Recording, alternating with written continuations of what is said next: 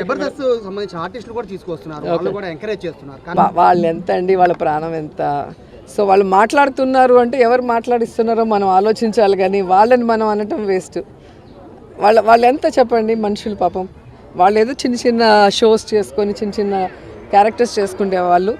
మీకు తెలియదేముంది, మెగా ఫ్యామిలీలో 6-7 మంది హీరోలు ఉన్నారు కాబట్టి వాళ్ళకి వ్యతిరేకంగా మాట్లాడితే ఇక వాళ్ళకి సినిమా ఇండస్ట్రీలో ఏమీ లేకుండా చేస్తారన్న భయంతో ఆ కుటుంబంతో ఉన్నారు, కానీ ప్రేమతో ఎవరు లేరు. ఓటర్ మహాశీలారా, మీరొక్కటి మాత్రం అర్థం చేసుకోండి. 5 సంవత్సరాలకు ఒకసారి వచ్చే ఈ ఎలక్షన్లో మీ దగ్గర ఒక ఆయుధం ఉంది, అదే ఓటు అనే ఆయుధం.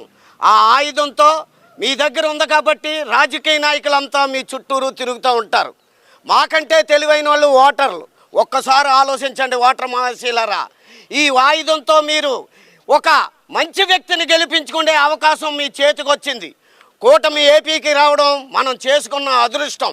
అభివృద్ధికి మూలం చంద్రబాబు నాయుడు గారు. ఆకలన్నా అన్యాయం ఉన్నా సరే ముందుండే వ్యక్తి పవన్ కళ్యాణ్ గారు. వీళ్ళిద్దరికీ తోడుగా కేంద్రంలో మోడీ గారు ఉన్నారు. అభివృద్ధి జరుగుతుంది, అన్యాయాన్ని ఎదిరించడానికి పవన్ కళ్యాణ్ గారు ఉన్నారు. మన ఏపీకి నిధులు పంపించడానికి మోదీ గారు ఉన్నారు. అర్థం చేసుకొని మంచి వ్యక్తికి ఓటేయండి. మీకు ఒకటే చెప్తున్నాను ఓటర్ మహాశీలారా, ఇంటి ముందు తులసి కోట ఉండాలి, ఈ సైన్యంలో దేవుడు ఉండాలి, ఆగ్నేయంలో అగ్గి ఉండాలి, మన పవన్ కళ్యాణ్ గారు అసెంబ్లీలో ఉండాలి.